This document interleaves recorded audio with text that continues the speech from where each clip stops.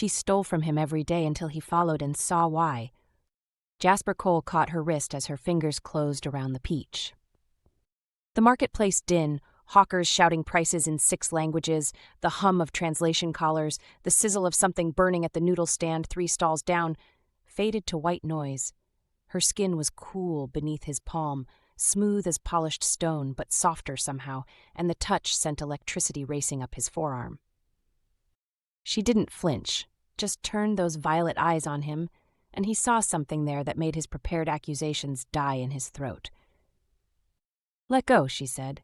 Her voice carried an accent he couldn't place, vowels shaped differently than any species he'd dealt with in 5 years running this stall. The fur trim on her coat brushed his knuckles as she tried to pull away, and he tightened his grip just enough to keep her there. "That's the 3rd time this week," he said. Not an apology, not an excuse, just acknowledgement, and that irritated him more than the theft itself. The peaches were expensive, real earth-grown, not the synthetic crap the station vendors pushed. He'd paid off 3 different customs officials to get them through quarantine. "Then you know I should call security." Something flickered across her face, not fear exactly, but close enough that his chest tightened with unexpected guilt. She glanced down at where his hand circled her wrist, then back up at him, and he realized how close they were standing.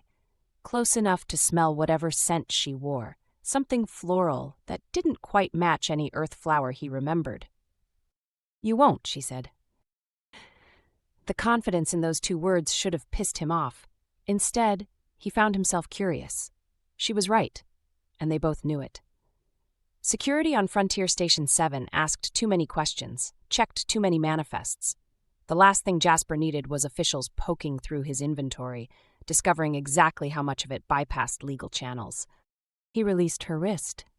She didn't run, didn't even step back, just stood there holding his gaze, the stolen peach cradled in her palm like something precious. The marketplace lights caught in her dark hair, and he noticed the way it fell perfectly straight past her shoulders, so black it seemed to absorb the neon glow. "Why?" he asked. "Does it matter?" "Yeah, it does." She studied him for a long moment, and he had the unsettling sensation of being catalogued, assessed, filed away in some mental database. Then she turned and walked away, moving through the crowd with a grace that made people step aside without seeming to notice they were doing it. Jasper stood there like an idiot for 3 full seconds before his brain caught up with his instincts. He followed her. The market sprawled across 2 full levels of the station's commercial district, a maze of stalls and shops, and questionable establishments that bled into each other without clear boundaries. She moved through it like she knew every shortcut, every hidden passage. He kept his distance, using the crowd for cover, tracking that dark fur collar as it disappeared around corners. They descended. The commercial district gave way to residential, then to something lower and grimmer. The lights here flickered more than they glowed, and the deck plates rang hollow under his boots. Graffiti in 5 languages marked territory lines. A group of Korvani teenagers watched him pass with predatory eyes, but he'd lived on the frontier long enough to project the kind of casual menace that said he wasn't worth the trouble. She never looked back, never hesitated, just kept walking until the corridors narrowed into maintenance access, the kind of spaces station maps didn't show. Jasper's hand drifted to the plasma knife in his jacket. Not because he thought she was dangerous, but because down here anything could be. She stopped at a door that looked like 50 other doors they'd passed. Dented metal, no markings, probably led to a storage closet or pump room. But she pressed her palm to the access panel, and it clicked open with the soft sound of expensive security tech. The door slid shut behind her. He counted to 10, then tried the panel himself. Locked, predictably. But the mechanism was old station standard, and he'd bypassed enough of these over the years that it only took 2 minutes and a decoder strip to convince it he belonged. The room beyond wasn't a storage closet. Soft light spilled from glow panels someone had arranged carefully around the space, warm instead of the station's usual harsh white. Blankets covered the floor, mismatched, worn but clean. Plastic crates served as tables and chairs, and everywhere, tucked into corners and spread across makeshift beds, were children.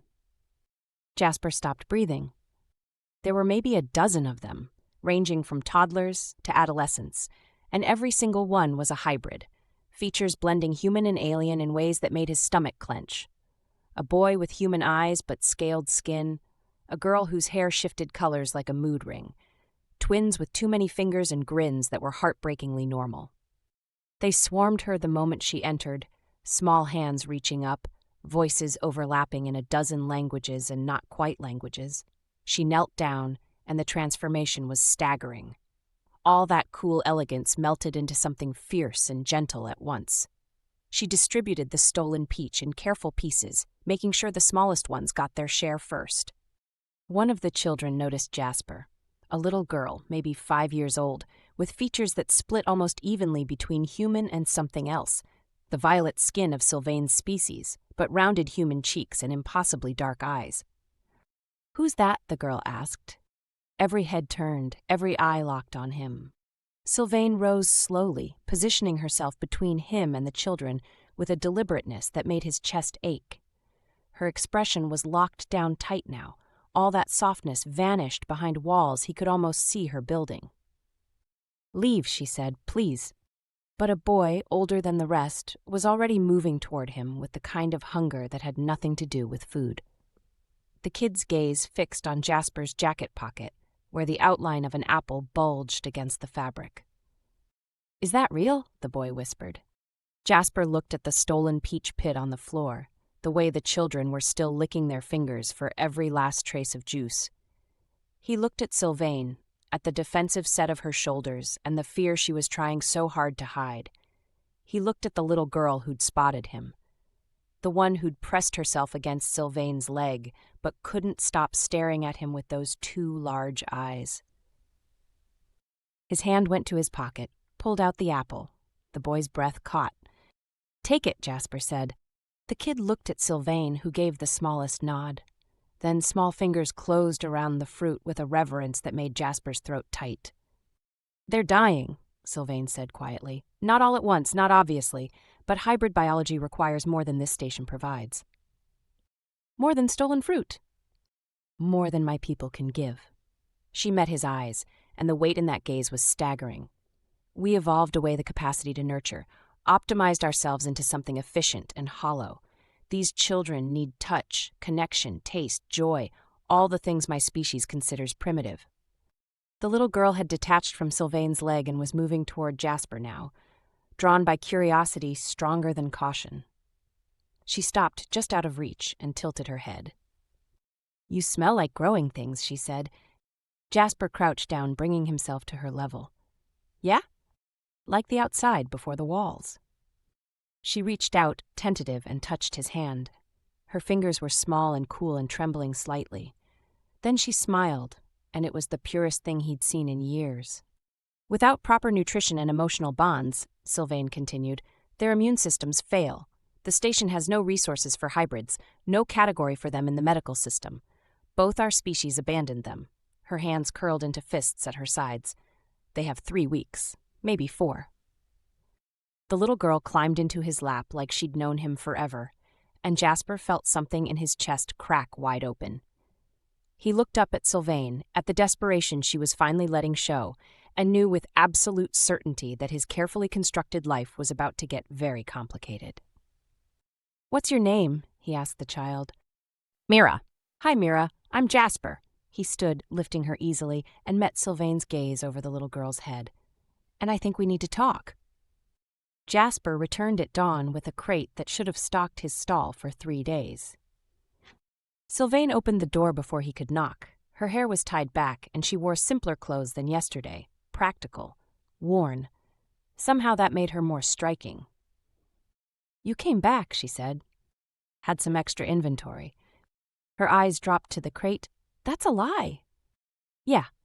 She stepped aside. Mira was already awake, drawing on a salvaged data pad. The girl looked up and grinned, abandoning her art to attach herself to Jasper's leg. "Did you bring more?" He pulled out grapes. "These grow in bunches, easier to share." Within minutes, the other children gathered. Jasper distributed fruit while Sylvaine watched, her expression unreadable. When the kids settled to eat, she moved closer. "Why are you doing this?" "Does it matter?" "Yes." He looked at Mira, purple juice staining her chin. "Because nobody else will." "That's not a reason." "Maybe I don't have a better one yet." She reached for a strawberry, fingers brushing his. The contact sent electricity up his arm. She examined the fruit with scientific focus. "Show me," she said. He demonstrated removing the stem. She bit carefully, and her eyes widened. He watched her process taste like someone experiencing color for the first time. "It's not uniform," she said. "The sweetness concentrates here, sharpness underneath, the texture changes." "You've never had fresh fruit?" "My people consume nutritional compounds. Taste is an inefficiency we eliminated." "That's the saddest thing I've ever heard." She took another bite, slower. "It's logical." "It's tragic." Their eyes met. She turned that over, examining it from new angles. Then she smiled, small, tentative, real, and it hit him hard. He taught her about the different fruits. She asked precise questions but savored each bite, learning pleasure one taste at a time. The children played around them, their laughter filling the space with something dangerously close to normal. A teenage boy approached, hesitant, his features split between human and something insectoid. "Could you teach us about Earth?" "Yeah, I can do that." He described orchards and seasons, soil after rain, peaches warm from the tree. The kids listened like he recounted legends. Sylvaine listened too, her attention never leaving his face. When the children dispersed, she showed him the rest of the sanctuary.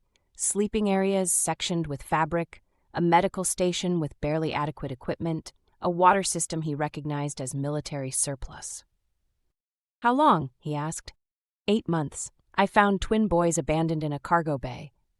Her hand traced the wall. "My species doesn't form attachments. We breed through contracts, optimize offspring communally. Individual bonding is considered defect." "But not to you. I'm genetically anomalous. My bloodline occasionally produces individuals with recessive emotional capacity." Her jaw tightened. "Usually they're reconditioned before it becomes problematic." "Reconditioned?" "Neural restructuring, standard procedure." His stomach turned. "That's efficient. That's not the word I'd use." She turned, suddenly, very close, close enough that he could see darker purple flecks in her eyes. "What word would you use?" she asked quietly. "Wrong." She studied him with that same intensity she'd given the strawberry. "My people would argue emotions are evolutionary dead ends. They cause suffering, cloud judgment. They also cause joy." "Joy," the word sounded foreign. "We have no direct translation." Footsteps echoed outside, heavy boots, multiple sets. Sylvaine's hand shot out and gripped his wrist, pulling him against the wall. Her body pressed against his as they went still. The footsteps paused outside. Jasper's hand drifted to his plasma knife. Sylvaine's fingers tightened on his wrist, her breath warm against his neck. They stood frozen as someone tested the door panel. Locked, the footsteps moved on. Neither moved after the sounds faded. Her hand was still on his wrist, thumb resting against his pulse. "Security," he whispered. "Probably someone noticed the power draw or water usage." She didn't step back. "This sector is supposed to be abandoned. We need to be more careful." "We?" She looked up, face inches from his. "This isn't your problem." "Yeah, it is." "Why?" His hand came up and touched her cheek. Her skin was cool, impossibly smooth. She didn't pull away. "I don't know yet," he admitted, "but it is." She leaned into his touch, eyes closing briefly. When they opened, they'd gone darker. "My people eliminated physical pleasure responses," she said softly. "Optimized reproduction to pure genetics. No courtship, no touch." She trailed off. "I don't have words for what happens when you touch me." His thumb traced her cheekbone. "What does it feel like?" "Like my neural pathways are firing wrong, like my body remembers something my species forgot." Her hand covered his. "Like I want more." The air felt charged. He was aware of every contact point, her hand on his, her hip against his thigh, how her breath caught when his fingers brushed her jaw. "Sylvaine," he said. She kissed him. Tentative at first, experimental. But when he responded, his hands sliding into her hair, she made a sound low in her throat and pressed closer. Her mouth opened under his, and she tasted like strawberries and want. When they broke apart, both breathing hard, her eyes were wide. That's what humans do? When we really want someone. I want to do it again. This time there was nothing tentative. Her hands fisted in his jacket, his hands mapped her spine, and the world narrowed to just this. Just them, just the heat building between them. Are you fixing Sylvaine? Mira's voice cut through. They sprang apart. Sylvaine's cheeks had flushed darker purple. Something like that, kid, Jasper managed. Mira nodded seriously. Good, she's been sad. After she left, Sylvaine covered her face. That was mortifying. That was perfect. She lowered her hands, expression open. Perfect is a mathematical concept. This is chaotic. He kissed her forehead. Perfect. She leaned against him, and they stood there holding each other while children laughed nearby. His comm buzzed. A message from Oren. Security sweeping lower levels. Bury it deep. Jasper showed her. She read it twice, then looked up with naked fear. They can't find this place, she whispered. If they do? I know, he cupped her face. I'll figure something out. Why would you risk that?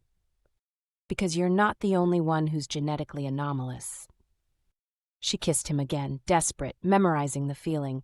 When she pulled back, her voice was steady despite the fear. If they come, you run. Not a chance. We're in this together now. Outside, security boots echoed through the lower levels, growing closer. Jasper spent the next 3 days teaching Sylvaine how to be invisible. He showed her how to route power through auxiliary lines, masking the sanctuary's signature among the station's background noise. How to time water draws with shift changes when usage spiked naturally. How to move supplies through maintenance corridors that security never bothered patrolling because the maps said they led nowhere. They worked in close quarters, bodies brushing in narrow passages, hands touching as they spliced wires. Every contact felt deliberate now, weighted with awareness. She'd catch him looking at her mouth and smile, knowing. He'd lean closer than necessary to demonstrate a technique, and she'd lean right back. The children noticed. Mira started calling him Uncle Jasper and asking when he was moving in permanently. The teenage boy who'd given his name as Talon started testing door locks with the same casual competence Jasper had demonstrated, pride evident in his compound eyes. On the 4th day, Oren cornered Jasper at the market. You're moving product like you're trying to get caught, his fellow vendor said, voice low, and you look like you haven't slept in a week. I'm fine. You're distracted. Station security's been asking about Earth imports, checking manifests. Whatever you're into, it's leaving traces. Jasper glanced around the crowded market. I'll be careful. Careful would have been not starting, Oren hesitated. But if you need help covering tracks, I know people. Why would you help? Because you're good for business when you're not being an idiot. And because, Oren shrugged, we all got reasons to keep security out of our inventory. That night, Jasper brought Sylvaine to meet Oren in a bar 3 levels up from the sanctuary. She'd changed into darker clothes, hair braided back, and she moved through the station with new awareness of sightlines and security cameras. Oren's eyebrows rose when he saw her. You're Kashari. Yes, Sylvaine said. And you're involved with him. Not a question. Yes. Oren whistled low. Do you know what you're risking? Your people don't exactly encourage... I'm aware of what my people encourage. Something in her tone made Oren lean back. All right then, what do you need? They spent an hour planning. Oren knew smugglers who could move supplies without manifests, knew which officials took bribes and which were true believers, knew how to make data trails disappear into the station's bureaucratic maze. This is going to cost you, Oren said finally. I can pay, Jasper said. Not talking about credits. Oren looked between them. You're building something down there. Word gets out. People are going to want to know why. Some will want to help. Others will want to shut it down hard. We'll handle it, Sylvaine said. Her hand found Jasper's under the table, fingers lacing with his. The gesture was so natural now, so easy, that he almost didn't notice until Oren's gaze dropped to their joined hands. "Yeah," Oren said quietly, "I can see that you will." Walking back through the station, Sylvaine kept close to Jasper's side. The market district had gone quiet, most stalls closed for the night cycle. Their footsteps echoed on the deck plates. "Your friend is perceptive," she said. "He's a survivor. Survivors notice things. He noticed us." "Yeah." She stopped walking, pulling him into the shadow of a recessed doorway. Her hands came up to frame his face, and she kissed him slowly, thoroughly, like she had all the time in the world. He backed her against the wall, body pressing into hers, and swallowed the soft sound she made. When they broke apart, her pupils were blown wide and her chest rose and fell rapidly. "I've been wanting to do that all evening," she said. "Could have fooled me. You were very professional in there. I'm excellent at projecting composure while experiencing complete internal chaos." Her thumb traced his lower lip. "You make me feel chaotic." "Good. Is it?" Her voice dropped lower. "My entire life has been about control, precision, eliminating variables. Then you walked into the sanctuary and suddenly I'm alive?" She stared at him and something shifted in her expression. "Yes, alive." He kissed her again, deeper this time, his hand sliding under her jacket to find the warm skin beneath. She arched into him, fingers tangling in his hair, and he felt her heart racing against his chest. "Jasper," she whispered against his mouth, "we should go back. The children are fine. Talon's watching them." 5 more minutes. 2. Deal. They took 10, losing themselves in each other until voices in the corridor made them pull apart reluctantly. By the time they reached the sanctuary, Sylvaine's careful composure had returned, though her lips were swollen and her hair mussed. Mira took one look at them and grinned. "You were fixing each other again." "Go to sleep, kid," Jasper said, fighting a smile. That night, after the children settled, Sylvaine showed Jasper her private quarters. A small, partitioned space barely large enough for a sleeping mat and storage. They sat close together in the dim light, her head on his shoulder, his arm around her waist. "Tell me about your family," she said quietly. Not much to tell. Parents died when I was young, bounced around foster care, left Earth at 18 with everything I owned in a pack. No attachments. Not until now." She turned to look at him. "What changed?" "You, the kids, this." He gestured at the sanctuary. "Feels like the first thing I've done that actually matters." Mattering is subjective. "So's everything worth a damn." She smiled and kissed him softly. "Stay tonight?" "Yeah, I'll stay." They lay down together on the narrow mat, her back to his chest, his arm draped over her waist. She fit against him perfectly, and he felt her gradually relax, her breathing evening out. "Jasper," she murmured, half asleep. "Yeah?" "My people have a word, Keshvara. It means genetic optimal pairing. It's the closest we come to your concept of love." "Yes." She turned her head slightly. "I don't think Keshvara accounts for this, for wanting someone not because they're optimal, but because they're them." "No scientific word for it."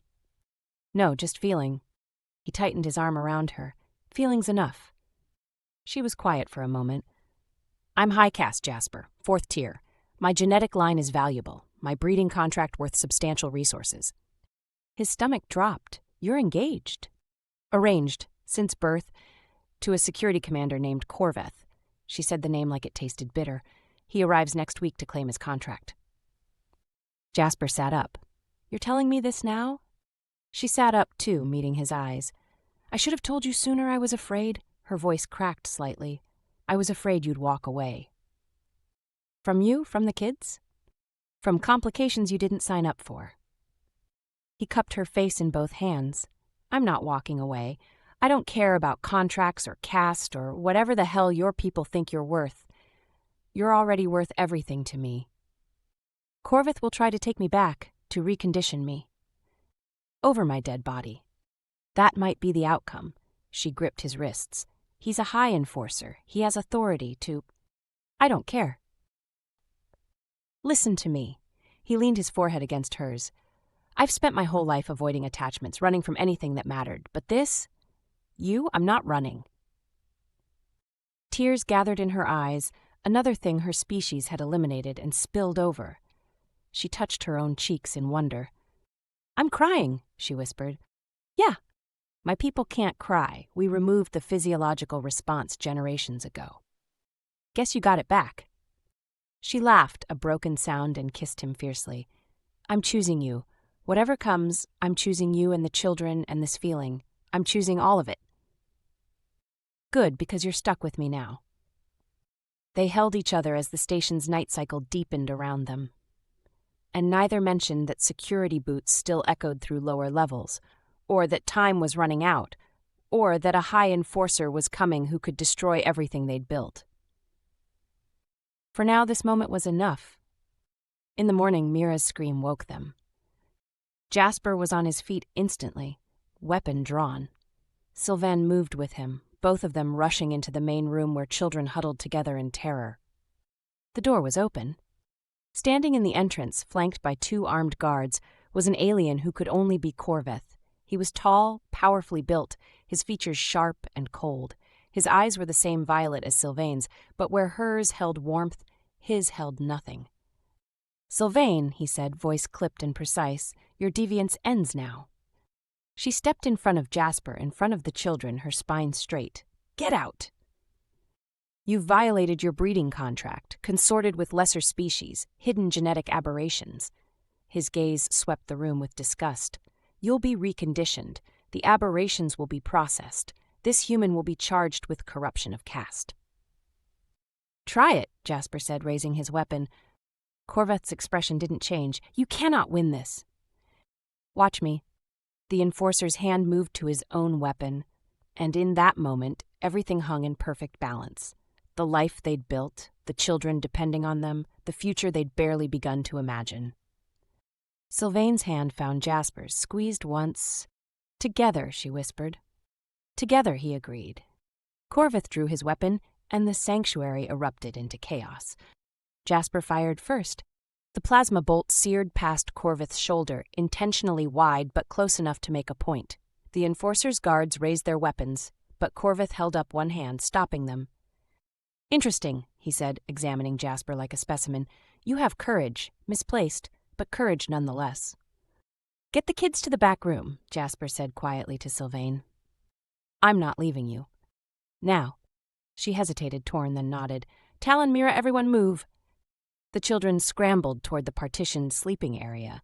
Mira looked back once, terror in her dark eyes, before disappearing behind the fabric divider. Korveth watched this with cold calculation.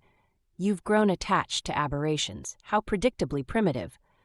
"They're children," Sylvaine said, her voice shaking with rage rather than fear.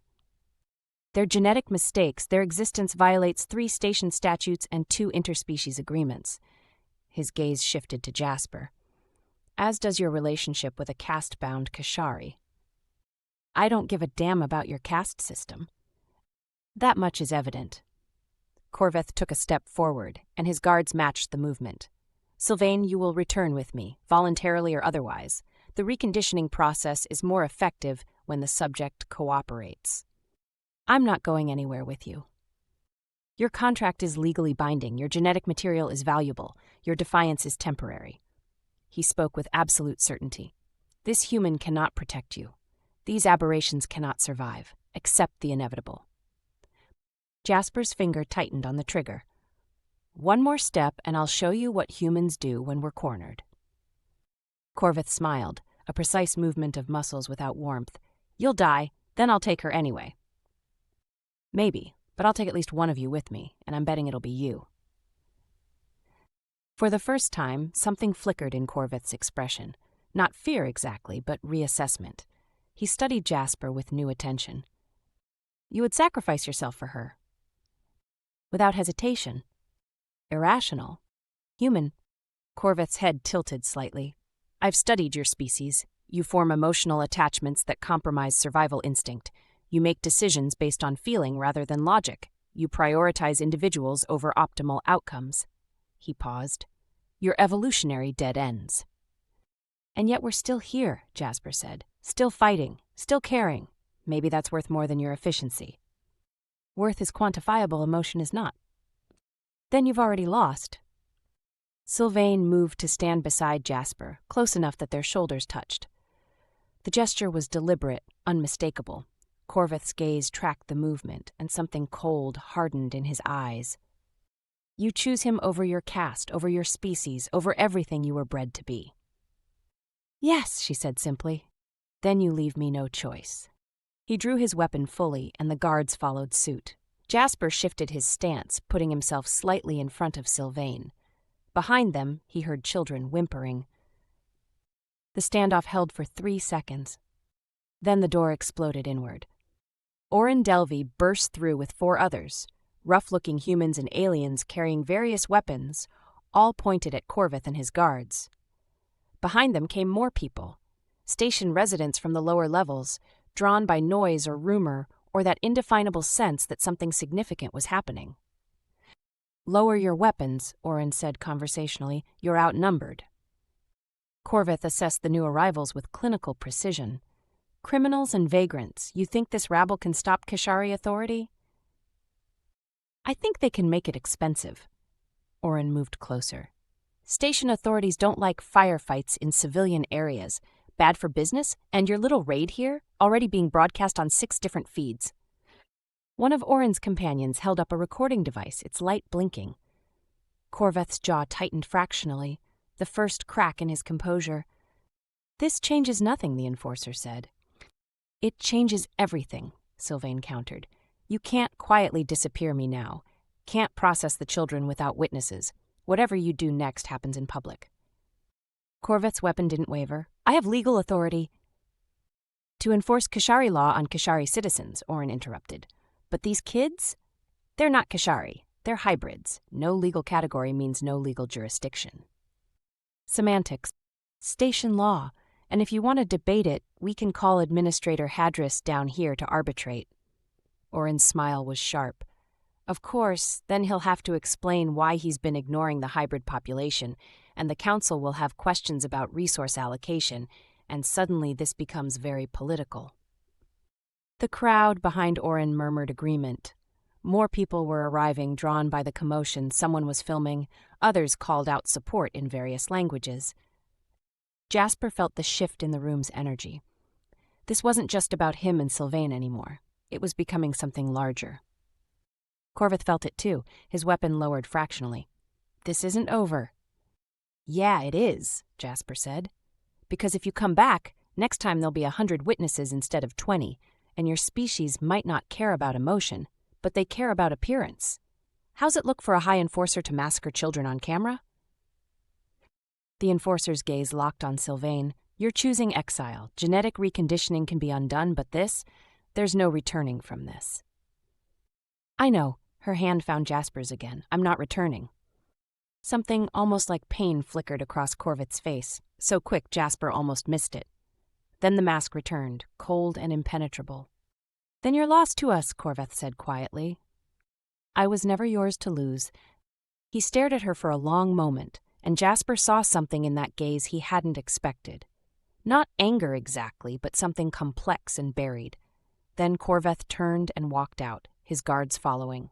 The crowd parted reluctantly, letting them pass. The moment they left, Jasper's knees nearly buckled.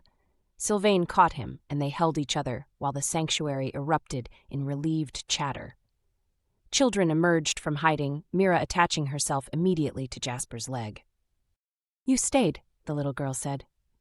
Told you I would. Oren approached, holstering his weapon. That was either the bravest or stupidest thing I've ever witnessed. Probably both, Jasper admitted. He'll be back. Maybe not today, but he'll find another way. Let him try. Jasper looked around at the assembled crowd. Station residents who'd risked themselves for strangers were not alone anymore. Over the next hours, people came and went. Some brought supplies, others offered skills. A medic, an engineer, someone who knew station law. A human woman offered to help with the children during night shifts. An elderly Korvani male brought blankets his mate had woven. The sanctuary was transforming into something more than a hiding place. It was becoming a community. Late in the night cycle, after everyone had left and the children finally slept, Jasper and Sylvaine stood in her small quarters. She was shaking, delayed shock finally catching up. I defied him, she whispered. I defied everything. Yeah, I'm terrified. Me too. She looked up at him, eyes bright with unshed tears. I don't know what happens next. I don't know if we can sustain this, if the children will be safe, if... He kissed her slow and deep until her shaking stopped. When he pulled back, his hands framed her face. We'll figure it out, together. Together, she echoed. They made love that night with a desperate urgency, reaffirming life in the wake of threat. Her hands mapped his body like she was memorizing it, and he learned the sounds she made when he touched her just right. Afterward, they lay tangled together, skin cooling in the recycled air. Sure. Yeah. Thank you for not running. Thank you for being worth staying for. She kissed his shoulder, and they drifted toward sleep in each other's arms. Neither of them heard the soft alert on Sylvaine's abandoned datapad, a message from Administrator Hadris requesting her presence in his office the following morning. Or the second message, flagged urgent, informing her that the council had taken interest in the hybrid situation and would be conducting an official investigation. Or the third message, sender unknown, containing only 2 words, impressive defiance. The signature was Korveth's. In the quiet sanctuary, surrounded by sleeping children and the promise of something new, Jasper and Sylvaine held each other and dreamed of futures that might actually be possible. Outside, the station hummed with rumors, and Administrator Hadris sat in his office reviewing footage of the standoff, fingers steepled, making calculations that would change everything. Administrator Hadris kept them waiting 37 minutes. Jasper stood beside Sylvaine in the administrative corridor, watching officials hurry past. She dressed formally, a deep violet tunic that highlighted her skin, hair braided intricately. She looked every inch the high caste Kashari she'd been born to be. Except for the way her hand kept finding his. Whatever happens, she said quietly, don't let them separate us. Not a chance. The office door opened, a human assistant gestured them inside. Hadris sat behind a wooden desk, a power statement on a metal station. He was Korvani, older, his scaled skin silvered with age. Sharp eyes assessed them as they entered. Sit. They sat. Jasper kept his posture relaxed. Sylvaine sat with perfect poise. You've caused quite a disruption, Hadris said, pulling up holographic displays. Footage from the standoff, medical records, station statutes. Hybrids have no legal status. They don't exist in any treaty, which means I have no framework for dealing with them. Then create one, Jasper said. You're suggesting I establish precedent that could affect every station in this sector. I'm suggesting you do the right thing. The Kashari want their caste member returned. The human embassy wants assurances. 3 other species have lodged complaints about genetic contamination. Hadris leaned back. And the council wants this to disappear. The children exist, Sylvaine said. Ignoring them doesn't change that. No, but processing them would solve several political problems. Jasper's hand went to his weapon. Hadris smiled faintly. Relax. I didn't say I was going to do it. He pulled up more footage. The crowd, the support, the donations. You've made them visible. Visible problems require visible solutions. He manipulated the displays. I'm creating a new classification, protected dependents. The sanctuary becomes an official facility with legal oversight. Jasper felt his chest loosen. And Sylvaine? If she renounces her caste formally, she becomes a station resident with full rights. Hadris fixed on her. But renunciation is permanent, no going back. I understand, she said without hesitation. You're giving up wealth, status, genetic legacy, everything your species values. She looked at Jasper, smiling. I'm gaining everything that actually matters. The next day, the station's central plaza was packed. Sylvaine approached the official platform in traditional Kashari robes, deep purple marking her caste. She looked stunning and untouchable. Then she caught Jasper's eye and winked. Administrator Hadris stood at the podium. We are gathered to witness the formal renunciation of caste by Sylvaine, 4th tier, of the Kashari Collective. Jasper spotted familiar faces in the crowd. Orin, volunteers from the sanctuary, the children watching with wide eyes, and at the opposite edge stood Korveth. Does anyone contest this renunciation? Hadris asked. Korveth stepped forward. The crowd tensed. "I contest," he said, "on grounds of genetic value and caste obligation." Hadris gestured him to the platform. They faced each other, two Kashari separated by everything that mattered. "State your case," Hadris said. "She is fourth tier," Korveth told the crowd. "Her genetic line carries optimization markers that took 3 generations to develop, allowing her to renounce waste's valuable resources." "I'm not a resource," Sylvaine said quietly. "I'm a person." "You're a genetic investment." "No, I'm someone who wants to choose her own life," she gestured toward the children. "You see aberrations. I see people who need care. You see inefficiency. I see beauty. Beauty is subjective. So is everything worth living for." Korveth was quiet, something struggling behind his eyes.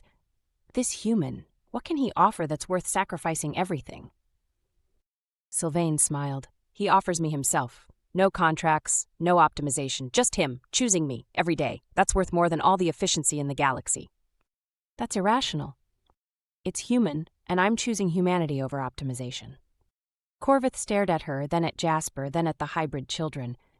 "You believe this is right." "I know it is." He turned to Hadris. "I withdraw my contest." Gasps rippled through the crowd. "You're certain?" Hadris asked. "No, but I'm beginning to understand that certainty is overrated." Korveth descended, pausing beside Jasper. "Take care of her." The enforcer almost smiled, then walked away. Hadris cleared his throat. "Sylvaine, do you formally renounce your caste and all obligations to the Kashari Collective?" "Then, by the authority vested in me, I declare you free of caste obligation. You are now Sylvaine, station resident." She removed the formal robes. Beneath, she wore simple clothes, the same practical outfit from the sanctuary. The transformation was immediate. She walked down the steps. Jasper met her halfway. She threw her arms around him, and he lifted her while the crowd erupted. When he set her down, he kissed her deeply. "How do you feel?" he asked. "Free." The children mobbed them, Mira leading the charge. Small hands reached up, voices overlapped in excitement. That evening, the sanctuary was transformed.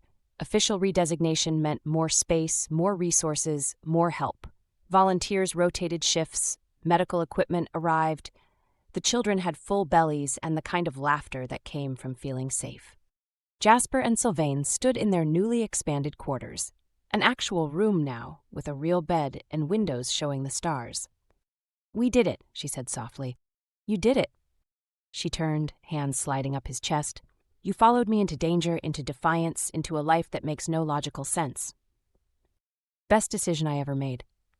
She kissed him, and he backed her toward the bed. They made love slowly, savoring each touch, each moment. No longer stolen time in hiding, but the beginning of something they'd built together. Afterward, lying tangled together, she traced patterns on his skin. "I used to steal from you," she said, "every day. And now I'm stealing your heart. Already yours." She smiled. "I love you, Jasper Cole." "I love you too." Through the walls, they heard children laughing, heard Talon teaching younger ones a game, heard Mira singing in a language that didn't quite exist yet. "They're creating their own culture," Sylvaine observed, taking pieces from both species, building something new. Evolution in action. Evolution, she agreed, not through genetic optimization, but through connection. She looked at him. "My people were wrong. The future isn't in eliminating emotion, it's in embracing it." "Took you long enough to figure that out." She laughed and kissed him. Better late than never.